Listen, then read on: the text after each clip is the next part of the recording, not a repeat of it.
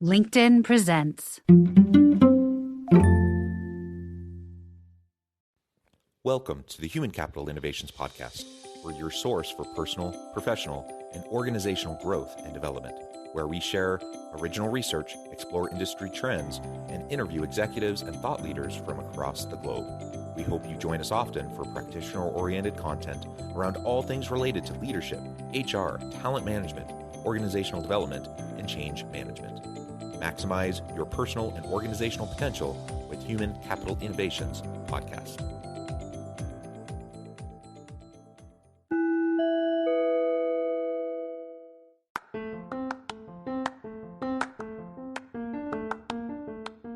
Do you enjoy the Human Capital Innovations Podcast? Enjoy ad-free listening by going to the Patreon page, and please consider contributing even at the producer or sponsorship level. And please leave a review. Thank you for your support.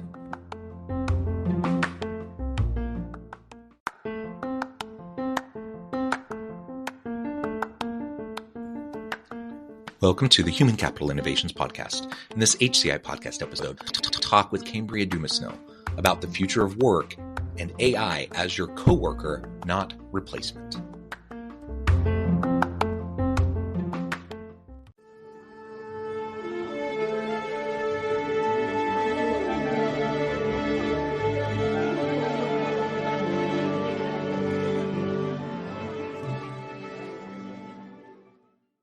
Kambria Dumesnil, welcome to the Human Capital Innovations Podcast. Thank you. I'm excited to be here.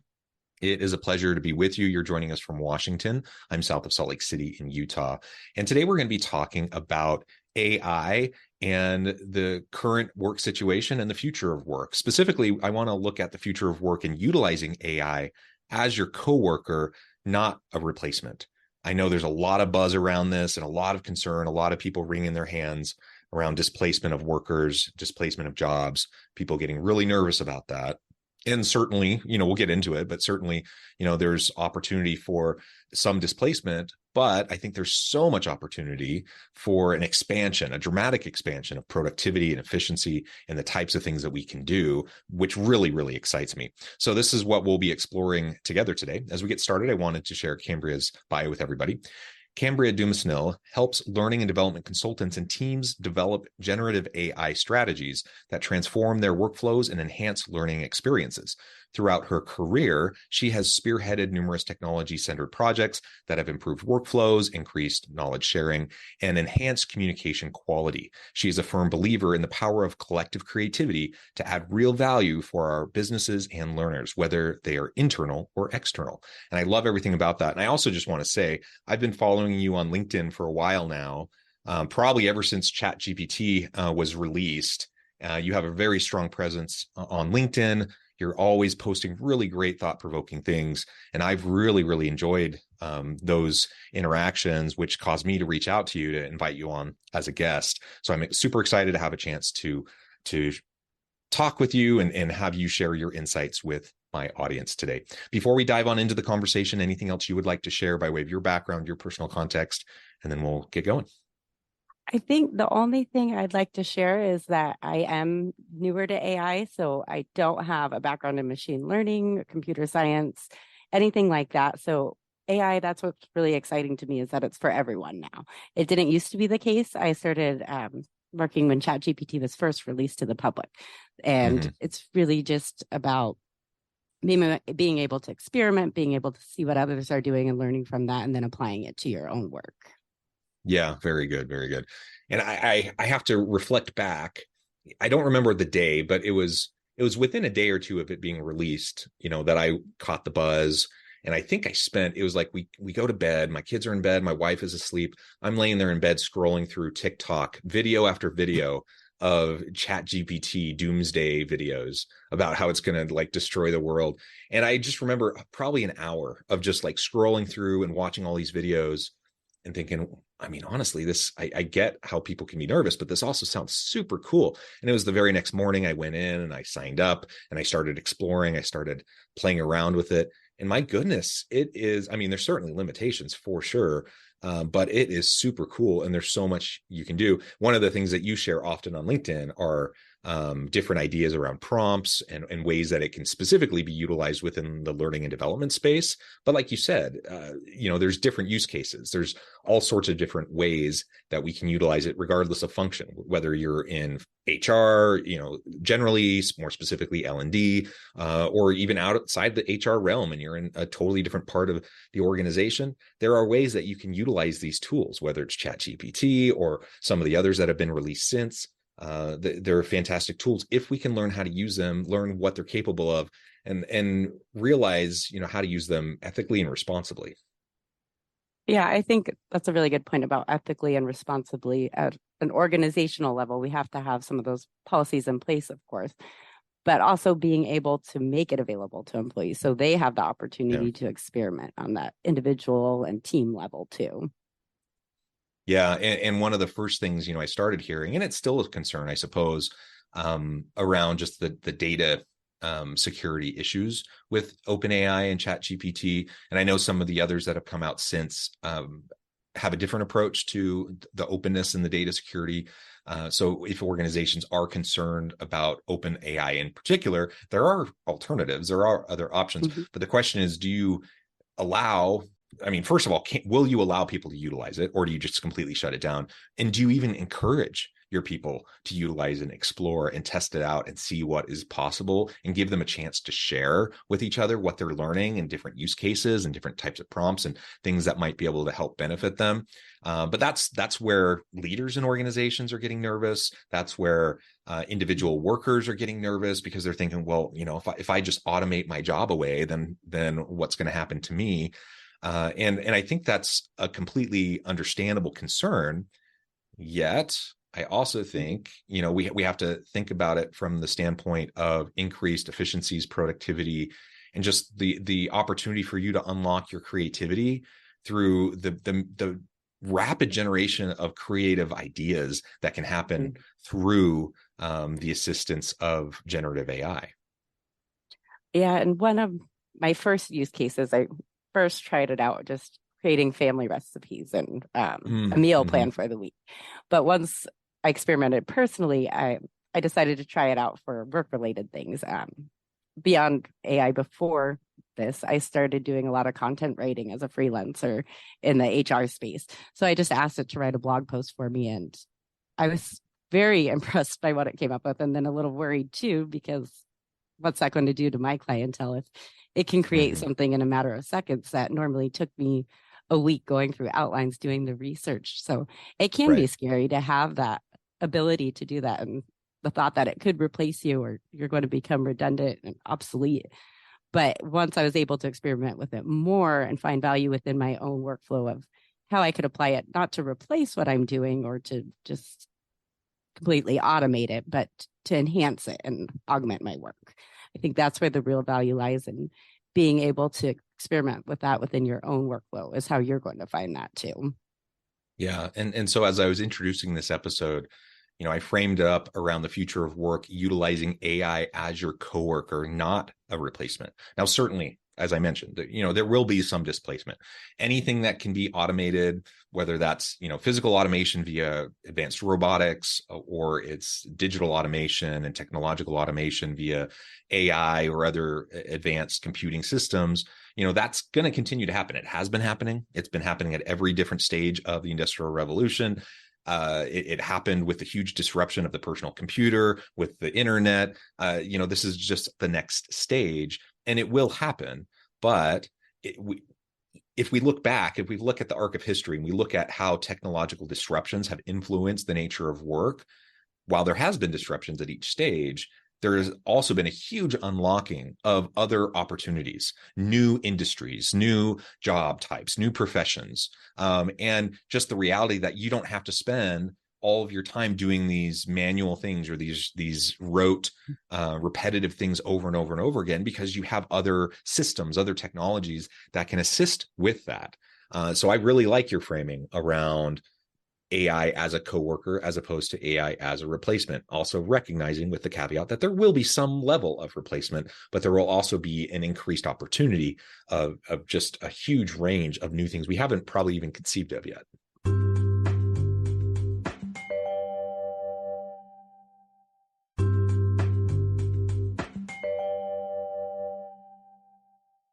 Yeah, I think one thing in the research that really stood out to me, so the OECD, the Organization for Economic Cooperation and Development, they had identified different ways that tasks can change. So that's really where we're going to see the impact on the workflow, is how those tasks we do change.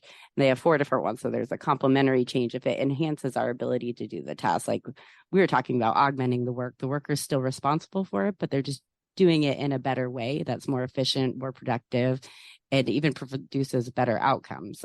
Especially with learning and development, we can look at not just creating course outlines, course content, but actually changing the learning experience through creating chatbots or having adaptive scenarios. And then you get into the task replacement. So either fully replacing the task, and that's where that labor displacement comes into, or partial, and it's downsizing, not full on layoffs, but you need less people to do the work. But also task creation. So there's going to be a lot of new roles, I think, that we're going to see. And the more comfortable we become with AI, that's where we're going to find those opportunities within our organizations or future career paths that we want to get into. Yeah, I think that's right. And I'm a university professor. And so, a lot of the videos I was watching after ChatGPT was released is like, oh, this is going to completely destroy the entire educational system. It's all obsolete now. And oh my goodness, I mean, talk about Chicken Little, screaming that the sky is falling and the world is ending. It's silly in a lot of ways, but I've continued, I think people have tempered those kind of concerns over the last 6+ months, but there's still plenty of people in the educational space that are thinking, what do we do? How do I do this? How do I, students are just going to use ChatGPT for everything. How can I have a meaningful experience?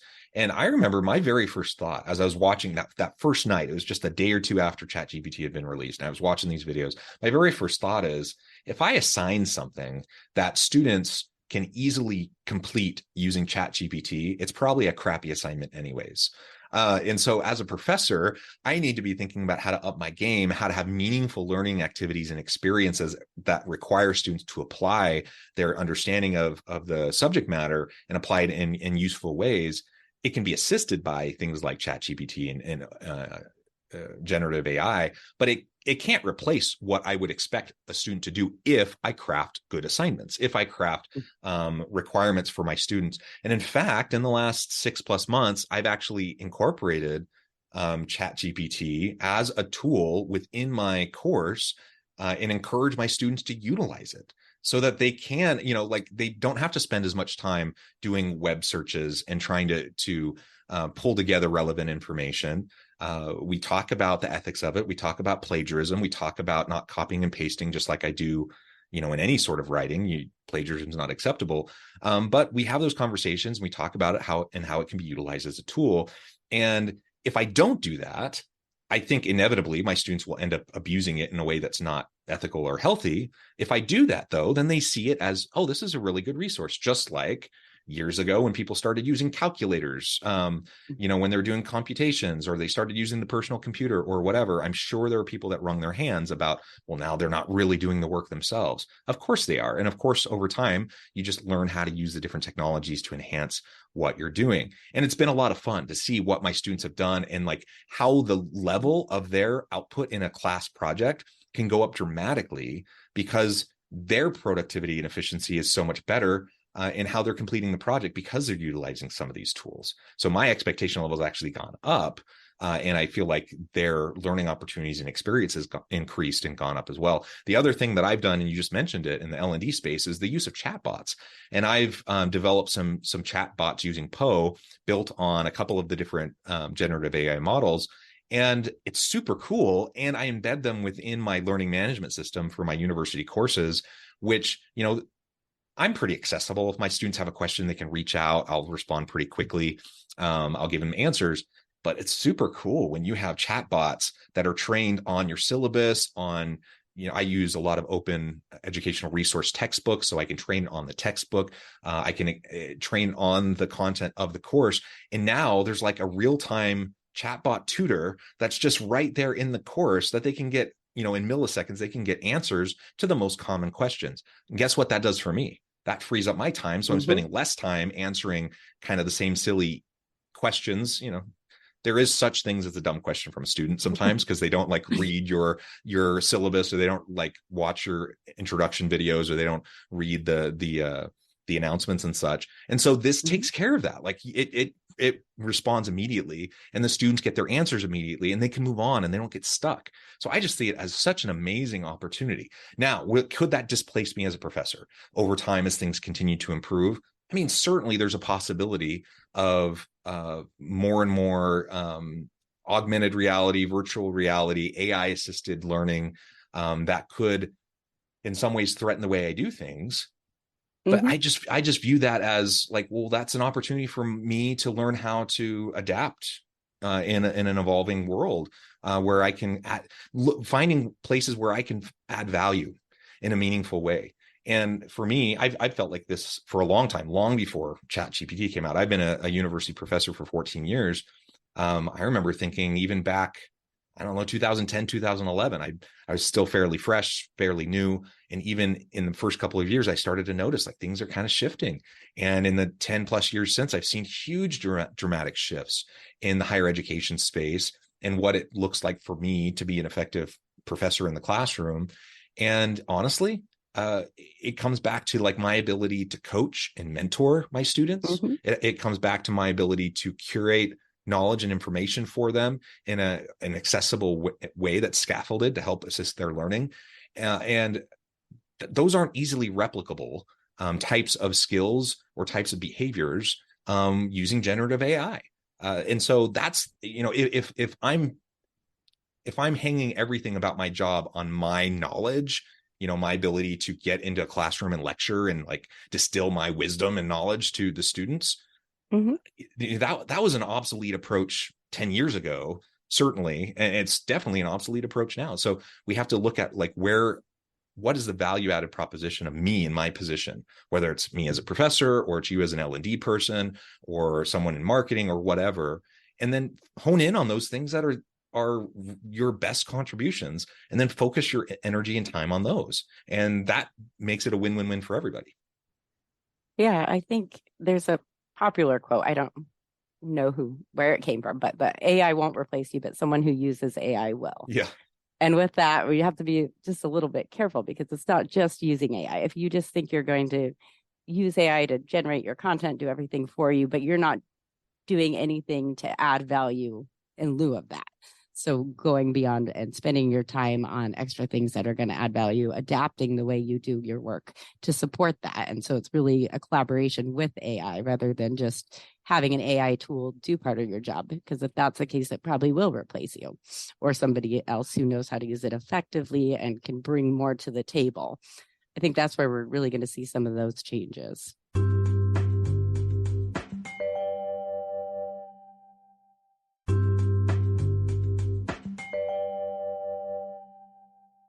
So we want to learn how to utilize the tool. If you don't, you're going to be left in the dust.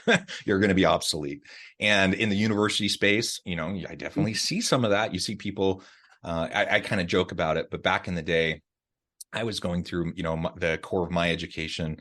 I remember a master's program back in the early 2000s, and I had a professor that was still using like overhead projector things. So, you know, most people had moved on. You're either using the board or using PowerPoint or whatever. And he had his little overhead projector, and he had a folder full of all of his transparencies, and he'd stick them on. Right.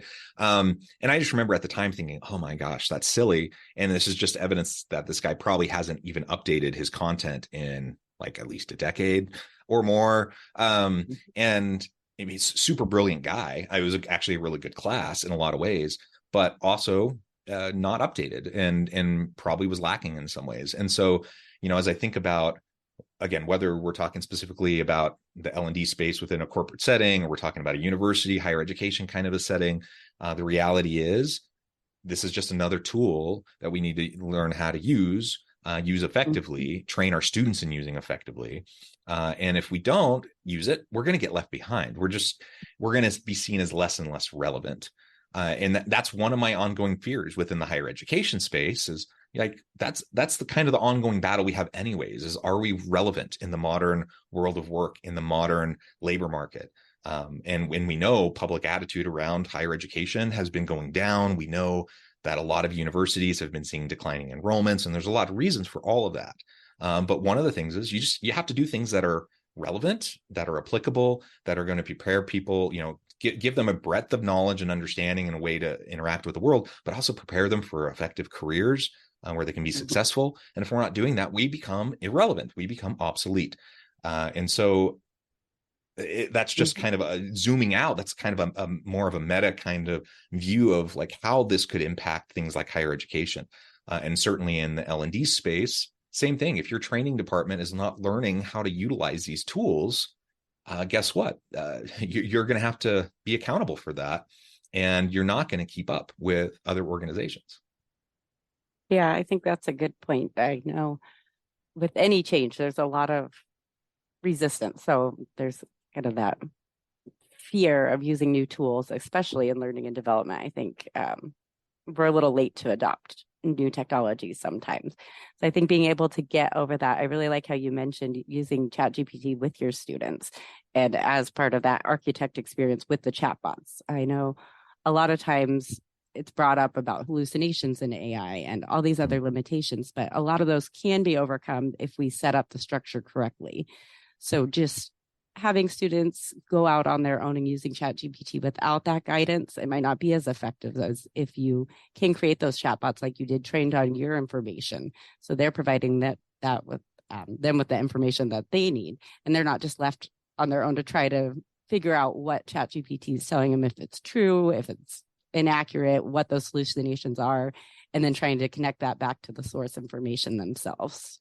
Yeah. And the hallucination issue is a really important point. Like you said, there's multiple areas, where we need to be eyes wide open about potential concerns. We need to be concerned about, like, how is the AI trained in the first place? Is there potential for data security breaches? We need to be concerned about the hallucination effect, some of those sorts of things. But there are ways around these different concerns. What I found with the hallucination effect, if you are working with people and helping them, you're training a good model, first of all, and then you're helping them better understand how to go about effective prompts. There's been lots of talk around prompt engineering as a skill set that people will need. I don't know what you think, but I don't think it's like incredibly complicated to learn how to do effective prompts. But it does take a little bit of exploration and trial and error, and it does take a little bit of trying to figure it out, and then having some discernment, just like you teach students how to have discernment when they're doing web searches and what's a good source.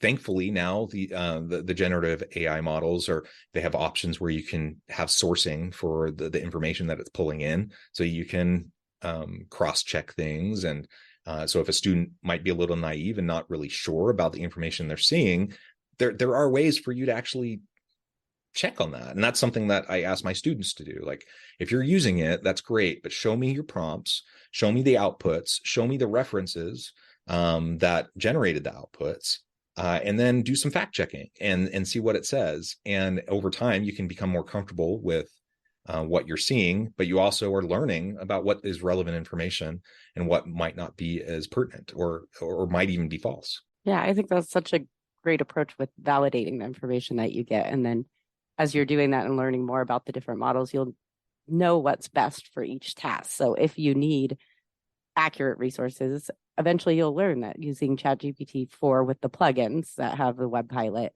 is going to be a lot more effective than doing it in 3.5 and having to spend all that extra time trying to track down the sources yourself. So I think that's going to be one of the most important things skill-wise, is understanding the tools, understanding how they fit into the workflow or academic for students, and then being able to adapt to those, staying current too, because they're always changing. So that's another huge one. I can't keep track of all of them, but I follow a lot of people who do, so that makes it a lot easier. So I don't have to do that work. Yeah, I think I've seen posts from you. I've definitely seen it from other people, but like the weekly update of all the new AI tools that have come out. And there's like dozens and dozens, maybe 100 plus that have been released just in the past week. It is overwhelming. It can be, at least, so do your best to kind of stay up on it. But thankfully, there are experts like Kambria who you can lean on, who you can follow, who are doing a lot of this work for you. You don't have to do it all from scratch, and you don't have to reinvent the wheel. I know I haven't. I definitely lean on the expertise of those people that I'm connected with and interact with, for example, on LinkedIn. And it's been a hugely helpful thing for me. And I would definitely encourage everyone in the audience to do the same. Well, Kambria, this has just been a really fun conversation. I know we've only scratched the surface. There's a lot more we could say, but I also note the time. I'm going to need to let you go here in just a few minutes. Before we wrap things up for today, I wanted to give you a chance to share with the audience how they can connect with you, find out more about your work, and how they can connect with you on social media and such, and then give us the final word on the topic for today. Sure. So my main platform for social media is LinkedIn. It's Kambria Dumesnil. And then I also have the AI Innovation Lounge website. So that's AIinnovationLounge.com. And I have a lot of free resources on there as far as developing use cases, a prompt library. And this is specific to L&D, but one thing I really like about AI and workflows in general is there's a lot you can pull from different sectors. So a lot of my ideas come from marketing, they come from gaming. There's just so many different opportunities. So you can check that out and take a look. And I think the final thought just is not to be intimidated by it. ChatGPT and AI, yes, there probably will be some layoffs, but if you're willing to adapt, learn to use them, experiment, you're going to be a little bit more secure in your job, and you're going to have more opportunities in the future as these new roles come out and the landscape changes a bit as far as what job responsibilities are and key performance indicators, what it is that organizations are going to be looking at in the future. Yeah, and just like any technological disruption, any new technology, people who adopt it and people who learn how to use it, they become an asset to the organization. So particularly if you're worried about being displaced, that's all the more reason for you to jump in, to learn this, to try it, practice with it, see what it can do for you and for your job. And maybe you'll be able to wow your team. You'll be able to wow your boss, and all of a sudden you become indispensable rather than easily replaceable. So I think those are all really great points that you've made. Kambria, it's been a real pleasure. I encourage the audience to reach out, to get connected. Follow Kambria on LinkedIn, check out the website. And as always, I hope everyone can stay healthy and safe, that you can find meaning and purpose at work each and every day. And I hope you all have a great week. Do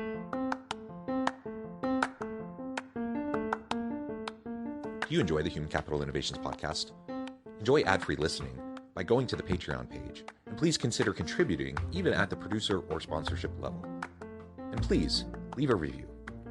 Thank you for your support.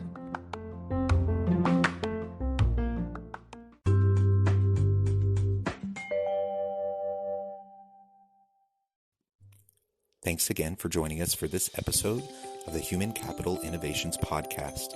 I hope you stay healthy and safe and that you have a great week.